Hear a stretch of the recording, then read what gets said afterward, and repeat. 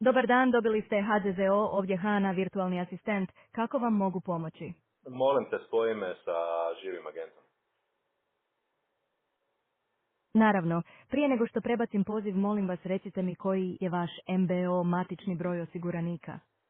1, 2, 3, 4, 5, 6, 7, 8, 9. Samo da provjerim, je li to 1, 2, 3, 4, 5, 6, 7, 8, 9 nosti posran? Je, točno je. Hvala, možete li mi reći razlog vašeg poziva? Moram kopiju svoje, moram regulirati dug na tom, na svojem osiguranju. Razumijem, prebacujem vas agentu.